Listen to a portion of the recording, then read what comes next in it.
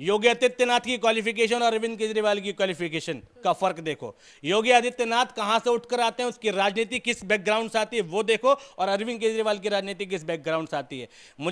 मुझे गर्व है अरविंद केजरीवाल पे इस मामले में कि अरविंद केजरीवाल ने आज तक धर्म के नाम पे वोट नहीं मांगा, अपनी जाति के नाम पे वोट नहीं मांगा। अरविंद केजरीवाल स्टार्टिंग से लेकर उसका देखो क्या चल रहा, वो बिजली के खंभों पर चढ़ के लोगों की बिजली के बिल फ्री करता था उस टाइम पर भी। आरटीआई जैसा कानून अरविंद केजरीवाल की वजह से लोगों को मिला कि सरकार तुम्हारे लिए काम कर रही है तो राइट टू इन्फॉर्मेशन तुम जान सकते हो। केजरीवाल का तो इतना योगदान है, केजरीवाल का कंपैरिजन योगी आदित्यनाथ से करते हो तो मैं कहता हूं योगी आदित्यनाथ की औकात और हैसियत है तो दिल्ली के एक सरकारी स्कूल जैसा एक स्कूल बना के दिखाएं यूपी के अंदर। योगी आदित्यनाथ की अगर हैसियत है तो दिल्ली में जैसे हॉस्पिटल बने हुए हैं वैसे हॉस्पिटल यूपी में बनाएं, और उतनी ही मात्रा में बनाएं। लोग कहेंगे यूपी इतना बड़ा राज्य है, वहां की आबादी ज्यादा है, लोग ज्यादा है, दिक्कत है। अरे आबादी ज्यादा है, लोग ज्यादा है, राज्य बड़ा है तो बजट भी बड़ा है, पैसा भी ज्यादा मिलता है, प्रशासन भी बड़ा है, पुलिस की फोर्स भी ज्यादा है और पावर भी बड़ी है। का एरिया हो, केजरीवाल की सरकार लगातार काम कर रही है, स्कूलों के मामले में काम कर रही है, हॉस्पिटल के मामले में काम कर रही है, ठीक है, फरिश्ता योजना के मामले में काम कर रही है, मोहल्ला क्लिनिक के मामले में काम कर रही है। बारे में बात करो तो स्कूलों के मामले में जो क्रांति मनीष सिसोदिया लेकर आए हैं, भाई मुझे बताओ बीजेपी में धर्मेंद्र प्रधान जो शिक्षा मंत्री रहे हैं वो क्या कर रहे हैं? बीजेपी के कौन से अच्छे दिन, जिस अच्छे दिन के तहत दिल्ली में दंगा हो जाता है। केजरीवाल की सरकार में कम से कम आम आदमी को सहूलियतें तो हासिल है। नमस्कार, मैं चून मैसी, मेरे साथ सामाजिक कार्यकर्ता हसन साहब मौजूद है। बातचीत करेंगे दिल्ली चुनाव को लेकर। जिस तरीके से केजरीवाल की बात करें तो जगह जगह पे पद यात्रा कर रहे हैं, पूरा दिल्ली घूमने का इरादा है और घूम भी रहे हैं। दूसरी बात, अगर बीजेपी की बात करें तो बीजेपी जगह जगह में पोस्टर लगा रहे हैं और पोस्टर में ये लिखा हुआ है कि आप दिल्ली में भी अच्छे दिन। कांग्रेस की बात करें तो कांग्रेस भी अपना यात्रा शुरू कर चुके हैं। अब बात करेंगे कि क्या केजरीवाल के कामकाज से खुश है या तीनों पार्टी में से कौन सा पार्टी दिल्ली में आने वाले हैं। चलिए हम लोग इनसे बात कर लेते हैं। सर, क्या लग रहा है, दिल्ली में आप अरविंद केजरीवाल का सरकार चल रहा है, आपने देखा है, क्या केजरीवाल फिर से वापिस आने वाले हैं या इन तीनों में से कोई एक पार्टी आने वाली है? 100% केजरीवाल की सरकार आएगी और इस बार शायद भाजपा बिल्कुल एक सिंगल सीट ना ला पाए। 70 की 70 सीटें जो हैं वो इंडिया गठबंधन केजरीवाल और कांग्रेस के आएगी, ठीक है, भाजपा की बिल्कुल नहीं आएगी। और भाजपा जिस अच्छे दिन की बात कर रही है, जरा उस अच्छे दिन को जाके उत्तर प्रदेश में जाके देखें। कौन से अच्छे दिन? जिस अच्छे दिन में कई हज़ार स्कूल बंद हो जाते हैं। कौन से अच्छे दिन? जिस अच्छे दिन में भाई बहराइच दंगा हो जाता है। बीजेपी के कौन से अच्छे दिन? जिस अच्छे दिन के तहत दिल्ली में दंगा हो जाता है। केजरीवाल की सरकार में कम से कम आम आदमी को सहूलियतें तो हासिल हैं। भाई ऐसी कोई सरकार नहीं है जो आम आदमी पार्टी के मुकाबले देश में काम कर रही हो। स्कूलों का इंफ्रास्ट्रक्चर दिखाएं मुझे बीजेपी कहाँ है। स्कूलों के बारे में बात करो तो स्कूलों के मामले में जो क्रांति मनीष सिसोदिया लेकर आए हैं, भाई मुझे बताओ बीजेपी में धर्मेंद्र प्रधान जो शिक्षा मंत्री रहे हैं वो क्या कर रहे हैं। शिक्षा मंत्री रहते हुए उन्होंने भैया नीट पेपर घोटाला करवा दिया, दुनिया भर के एग्जाम बंद करवा दिए, दुनिया भर के एग्जामों में घोटाला हो गया, पेपर लीक हो गया। तो बीजेपी के कहाँ से अच्छे दिन? और बीजेपी अच्छे दिन के मायने भी जानती है। अच्छे दिन आएंगे किसके है वो तुम देख नहीं रहे हो, बीजेपी के नेताओं के। हमें लिखा ना फिर से अच्छे दिन, दिल्ली में भी अच्छे दिन किसके? डॉक्टर हर्षवर्धन के अच्छे दिन, भाई किसके? विजय गोयल के अच्छे दिन किसके? बीजेपी के नेताओं के अच्छे दिन। आम आदमी पार्टी के बुरे दिन आने चालू हो जाएंगे, आम आदमी व्यक्ति के, आम आदमी के बुरे दिन चालू हो जाएंगे अगर बीजेपी की सरकार आती है। केजरीवाल डंके की चोट पे कह रहा है कि अगर मैंने काम किया हो तो वोट दो। बीजेपी की नेता की अगर किसी की औकात हो, नेता छोड़ो, खुद प्रधानमंत्री की अगर हैसियत हो, वो कह सके कि अगर मैंने काम किया तो वोट दो, तो मुझे बताएं आज देश में जो सेंट्रल गवर्नमेंट के हॉस्पिटल हैं दिल्ली के अंदर, उनकी दुर्गति क्या है और दिल्ली में केजरीवाल के हॉस्पिटलों की दुर्गति और स्थिति क्या है, दोनों देखो। भाई दिल्ली में केजरीवाल का काम बोल रहा है, हर पैमाने पे बोल रहा है, चाहे वो झुग्गी से लेके फ्लैट तक का एरिया हो, केजरीवाल की सरकार लगातार काम कर रही है। स्कूलों के मामले में काम कर रही है, हॉस्पिटल के मामले में काम कर रही है, ठीक है, फरिश्ता योजना के मामले में काम कर रही है, मोहल्ला क्लिनिक के मामले में काम कर रही है। और मोदी जी क्या कर रहे हैं? सिर्फ काम के नाम पर हिंदू मुसलमान कर रहे हैं, आलोचना कर रहे हैं, इसके अलावा और कुछ नहीं कर रहे। लेकिन अच्छे दिन का वादा जो मोदी जी ने किए थे या बीजेपी ने किया था, कह रहे वो देश में हो गया, अब दिल्ली में आने वाले अच्छे दिन। वो अच्छे दिन हमने देखे थे जब नोटबंदी हुई थी, कई लाख लोग लाइन में लगे थे और हजारों लोग जो है मर गए नोटबंदी की लाइन में। वो अच्छे दिन हमने देखे थे जब दिल्ली में आनंद विहार पर भीड़ लगी थी कोरोना में और नरेंद्र मोदी की सरकार उन लोगों को राशन, खाना, पानी तक नहीं मुहैया करवा सकी थी। खाना पानी तो छोड़ो, रेलवे नहीं चलवा पाई, ठीक है, बसें नहीं चलवा पाई, लोग पैदल पैदल चलकर पहुंचे और वहाँ जाके लोग अपने अपने गांव कैसे कैसे पहुँचे लोगों को पता है। मोदी जी के अच्छे दिन आत्मनिर्भर भारत जो है वो लोगों पर थोप दिया जाता है। अच्छे दिन के नाम पर झुंझुना थमाया जाता है और लोगों की सुविधाएं छीन ली जाती हैं। अच्छे दिन तब आएंगे मोदी जी जब पेट्रोल डीजल की कीमत घटेगी। अच्छे दिन तब आएंगे जब देश में सामाजिक और नॉर्मल सौहार्द जो है वो ठीक होगा। अच्छे दिन तब आएंगे जब डेली कंजप्शन की चीज़ें सस्ती होंगी। आटा रोटी दाल सब पे नियंत्रण केंद्र सरकार का है। खाद्य सुरक्षा मंत्रालय केंद्र सरकार का है। सस्ती क्यों नहीं होती चीज़ें? अच्छे दिन लाने हैं तो तुम सेंट्रल गवर्नमेंट में बैठे बैठे भी ला सकते हो। देश की बागडोर तुम्हारे हाथ में। मोदी जी देश के लिए तो कुछ करेंगे नहीं, लेकिन पोस्टरबाजी करने में मोदी जी को सैल्यूट है। लेकिन बीजेपी वही कह रहे हैं कि फ्री की रेबड़ी देते हैं केजरीवाल से, महिलाओं के लिए यात्रा फ्री कर दिया है। हाँ, बिजली पानी शिक्षा स्वास्थ्य में कह रहे हैं वो सब तो फ्री की रेबड़ी है। मैं कह रहा हूँ सरकारों के पास पैसा आता कहाँ से? फ्री की रेवड़ी की बात छोड़ो, मैं कह रहा हूँ देश में एनआईटी नेट इनडायरेक्ट टैक्स नाम की चीज़ है कि नहीं है? देश में जीएसटी नाम की चीज़ है कि नहीं है? देश में इनकम टैक्स नाम की चीज़ है कि नहीं है? जब ये सारे टैक्स का पैसा गवर्नमेंट को जनता देती है और उसी जनता के पैसे से गवर्नमेंट अगर किसी नॉर्मल जनता को फायदा पहुंचा रही है तो फ्री की रेवड़ी कहाँ से हो गई? और अगर फ्री की रेवड़ी की बात करो तो मोदी जी ने जो 80 करोड़ लोगों को राशन दिया है वो राशन देना फ्री की रेवड़ी है। 80 करोड़ लोगों को ऐसा रोजगार दो कि लोगों को राशन की लाइन में ना लगना पड़े। मोदी जी अपने काम को तो कहते हैं मेरी उपलब्धि है, दूसरे के काम को कहते हैं फ्री की रेवड़ी। देश एनआईटी देता है। एक छोटे से छोटा बच्चा चीज भी खाता है ना, 1 रुपये 2 रुपये का जो पाउच है उस पर भी कुछ पैसे नेट इनडायरेक्ट टैक्स के रूप में दे रहा है। एक बीड़ी सिगरेट के पाउच के ऊपर टैक्स जाता है। खाने की सामान के पीछे टैक्स जीएसटी लागू है। तो भैया जब तुम हर चीज़ पर टैक्स ले रहे हो और उस टैक्स से जो रेवेन्यू जनरेट हो रहा है वो केजरीवाल सरकार दे रही है। और दिल्ली एकमात्र ऐसा स्टेट है जो सबसे ज़्यादा रेवेन्यू रीजनरेट करके देता है। केंद्र सरकार उसे 100 रुपये देती है तो दिल्ली उसे केंद्र सरकार को 300 रुपये लौटा रही है। सबसे ज़्यादा टैक्स महाराष्ट्र और दिल्ली, यही 2 राज्य हैं ना जो दे रहे हैं। बाकी यूपी को तो मिलता 400 रुपये, वो लौटाता 200 रुपये। तो भैया अगर केजरीवाल सब लौटाने के बाद भी जनता के हित में काम कर पा रहा है और मोदी जी तुम नहीं कर पा रहे हो, तुम्हारी स्टेट में सरकार होने के बाद नहीं कर पा रही हैं, तो भैया तुम्हें प्रशासन में रहने का अधिकार नहीं, तुम तुरंत इस्तीफा दे दो। एक बार मौका क्यों नहीं देना चाहते? जैसे कि केंद्र में भी बीजेपी है, राज्यपाल भी बीजेपी का ही है, तो अगर राज्य में भी अगर बीजेपी आ जाएंगे तो शायद अच्छा काम कर दे, अच्छा दिन आ जाए। 3 साल से प्रधानमंत्री हैं मोदी जी, 3 साल से कोई अच्छा काम क्यों नहीं कर पा रहे हैं? प्रधानमंत्री की पावर मुख्यमंत्री से ज़्यादा होती है कि नहीं होती है? प्रदेश में लॉ एंड ऑर्डर की व्यवस्था जो है वो केजरीवाल के हाथ में नहीं है, मोदी जी के हाथ में। लेकिन इसके बावजूद दिल्ली में कोई क्राइम हो जाता तो जो मोदी जी के अंधभक्त हैं वो केजरीवाल को टारगेट करते हैं। भाई मुझे एक बात बताओ, जब तुम्हारे पास सारी व्यवस्था है तो दिल्ली में सीसीटीवी कैमरे लगवाने की जिम्मेदारी केजरीवाल की क्यों थी? और केजरीवाल ने लगवाए भी। केंद्र सरकार ने एक भी सीसीटीवी नहीं लगवाया। दिल्ली में क्राइम होता है, केंद्र सरकार जिम्मेदारी नहीं लेती। भाई कहीं भी देश में कहीं भी उल्टा ये बयान आता है कि भाई बेटी छीन ली जाएगी, रोटी छीन ली जाएगी। तो देश का प्रधानमंत्री अगर ऐसी बयानबाजी कर रहा है तो उसका मतलब वो विफल है, वो कोई काम ही नहीं कर पा रहा है। अगर कुछ काम किया होता मोदी जी ने तो काम के नाम पे वोट मांगते हैं ना। मोदी जी मांगे आयुष्मान कार्ड दिया है, मांगे उसके नाम पर वोट, नोटबंदी दी है, मांगे उसके नाम पर वोट, जीएसटी लागू करिए, मांगे उसके नाम पर वोट। मोदी जी अपने किए हुए काम पर वोट क्यों नहीं मांग सकते? और कहे डंकी की चोट पर दिल्ली की जनता से मैंने अगर काम किया हो तो मुझे वोट दे। केजरीवाल तो कहेगा और कह भी रहा है कि अगर मैंने काम किया है तो मुझे वोट दो। तो देश के प्रधानमंत्री की इतनी भी हैसियत नहीं है कि वो देश के प्रदेश के एक अर्ध राज्य जो कि केंद्र शासित प्रदेश है उसके मुख्यमंत्री से अपने कामों की तुलना कर सके। जबकि केजरीवाल ने खुला चैलेंज दिया है, कह रहे हैं अगर आप जहां पर आपकी बीजेपी का सरकार है वहां पर बिजली फ्री कर दोगे तो मैं 2025 में मैं आपके लिए चुनाव प्रचार करूंगा। खुला चैलेंज दिया है। हाँ तो मोदी जी एक्सेप्ट करें और कहीं की छोड़ो, यूपी की बिजली फ्री कर दें जहां बाबा जी के शासन के ताल ठोक रहे हो तुम, बाबा जी को सैल्यूट ठोक रहे हो। मैं कह रहा हूं कंपेयर करो। बहुत लोग तारीफ करते हैं कि यूपी का प्रशासन देखो, मैंने कहा दोनों मुख्यमंत्री को जरा ध्यान से देखो। योगी आदित्यनाथ की क्वालिफिकेशन और अरविंद केजरीवाल की क्वालिफिकेशन का फर्क देखो। योगी आदित्यनाथ कहां से उठकर आते हैं, उसकी राजनीति किस बैकग्राउंड से आती है वो देखो, और अरविंद केजरीवाल की राजनीति किस बैकग्राउंड से आती है।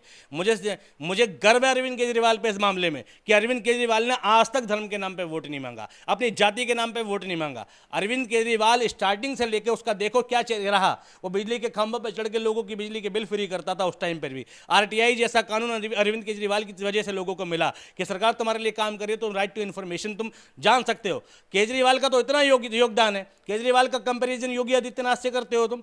बताओ केजरीवाल की क्वालिफिकेशन, केजरीवाल आईआईटी खड़गपुर से पढ़ा हुआ है, योगी आदित्यनाथ की क्वालिफिकेशन क्या है?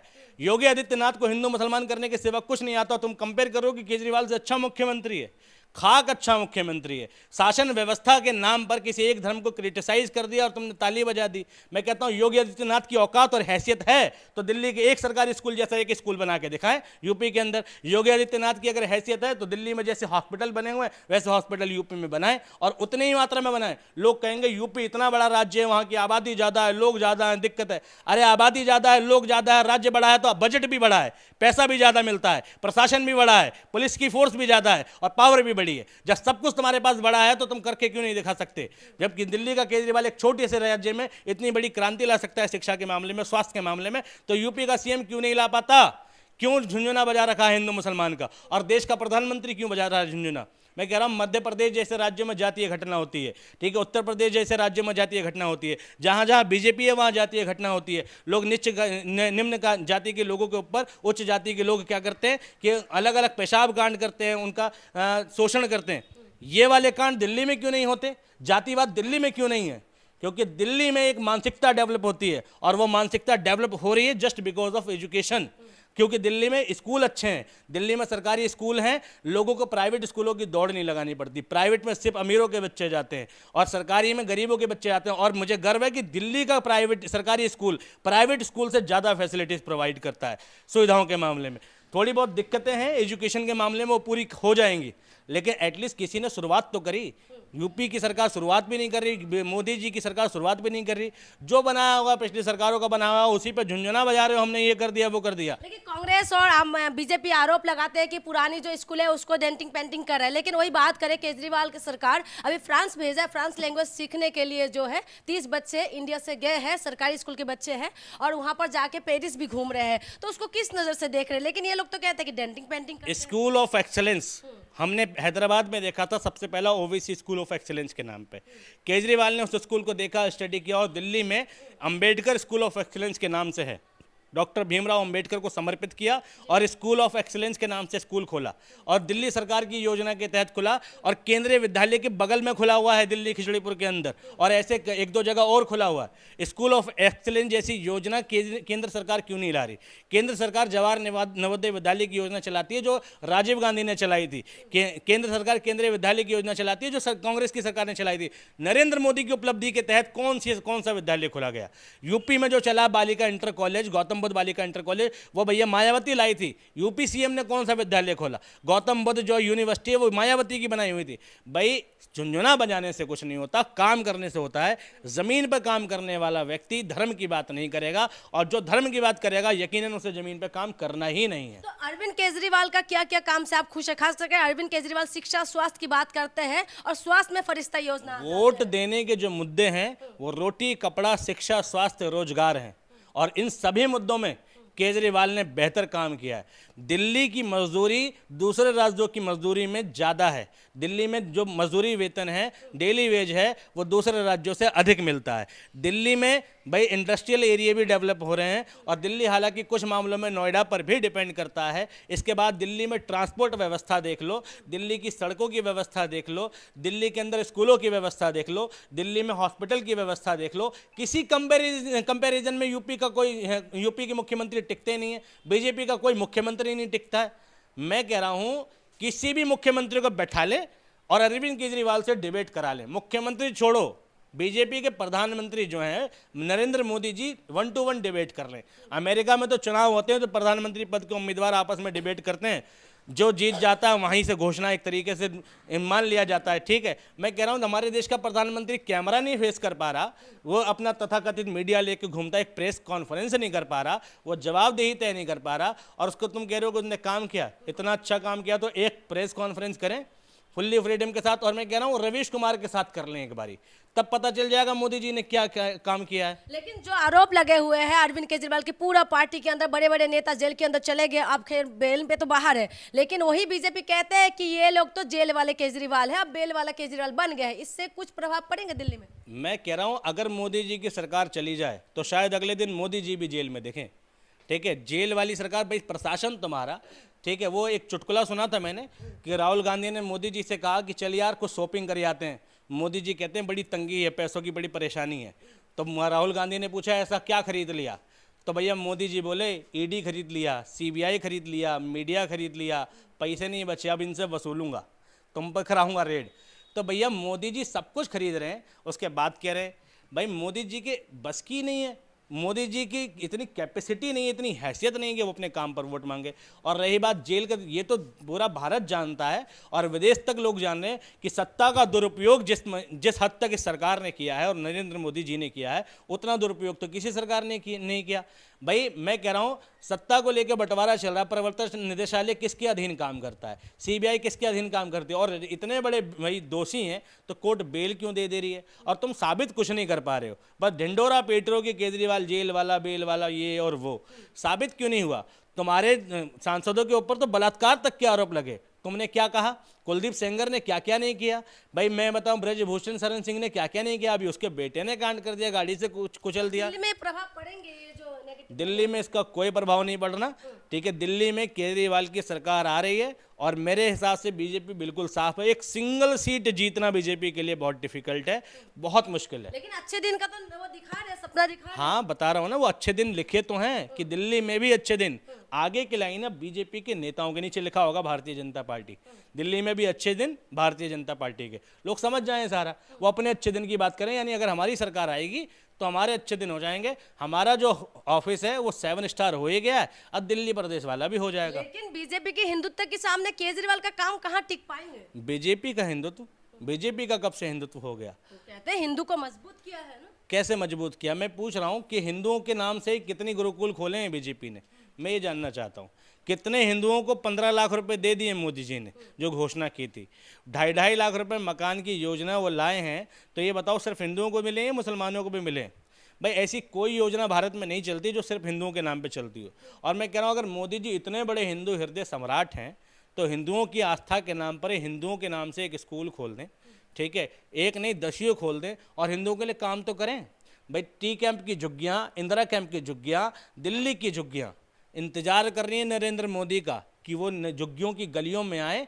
उन गलियों में, जिन गलियों में नाली के सहारे गलियां गुजरती है, उन गलियों में जहां पानी की किल्लत होती है, लोग टैंकर से पानी भरते हैं, उन गलियों में जहां पर मनोज तिवारी का सबसे बड़ा गढ़ दिल्ली का नॉर्थ ईस्ट जिला है, सोनिया विहार की गलियां, करावल नगर की गलियां चीख चीख कर बुला रही हैं कि मनोज तिवारी तुम्हें हमने सांसद चुना, तुम दिल्ली के सबसे अमीर सांसद हो और हमारे यहाँ सड़क तक नहीं है, यूपी से भी बुरा हाल है। तो मैं बताओ, जब एक सांसद सत्ता में रहने के बावजूद 10 साल से सत्ता में वो एक सड़क का निर्माण नहीं करा पाता, ये दिल्ली में बीजेपी की सरकार काम करेगी क्या? दिल्ली के सबसे फ्लॉप नेता हैं मनोज तिवारी, लेकिन इसके बावजूद जीत जाते हैं। ये देश का दुर्भाग्य। काम कर जाएंगे, बिल्कुल करेगा। केजरीवाल का काम करेगा ही नहीं, केजरीवाल का काम कर रहा है और केजरीवाल के जो वादे हैं वो पूरे होते हैं। हवाई वादे नहीं होते केजरीवाल के। केजरीवाल ने कहा था बिजली मुफ्त तो मुफ्त मिलती है, केजरीवाल ने कहा था पानी मुफ्त तो पानी मुफ्त मिलता है। कई लोगों ने एलिगेशन लगाए थे कि फ्री का बांट रहे हैं, फ्री का बांट रहे हैं। केजरीवाल ने कहा नंबर दिया मैंने, मिस कॉल मारो जिसे फ्री नहीं चाहिए। कितनी मिस कॉल आ गई मुझे बताओ? उन बीजेपी के अंधभक्तों ने भी मिस कॉल नहीं करी है कि हमें फ्री नहीं चाहिए। मैं कह रहा हूँ इतने बड़े उत्तरदायी हो तुम, फ्री का इतना चुभ रहा है तो वापस कर दो, तुम पैसा भरो उसका, लेकिन पैसा नहीं भरेगा कोई। भाषणबाजी सबको आती है। नरेंद्र मोदी जी नेताओं के लिए 4 चीज़ें ला सकते हैं, पेंशन योजना ला सकते हैं, नेताओं के लिए भत्ता ला सकते हैं, लेकिन एक आम आदमी को 1 रुपये का भाई फायदा पहुंच जाए तो नरेंद्र मोदी के सर से लेकर पैर तक में चिंचनी काट जाती है कि आम आदमी को फायदा क्यों हो रहा है। ये थे हमारे साथ सामाजिक कार्यकर्ता। देखना ये होगा कि केजरीवाल का काम कर जाएंगे या फिर से जाके हिंदू मुसलमान में पेश फंस जाएंगे, ये तो देखना है। इसीलिए आपको इंतजार करना पड़ेगा। इंतजार करिए। बहुत बहुत शुक्रिया।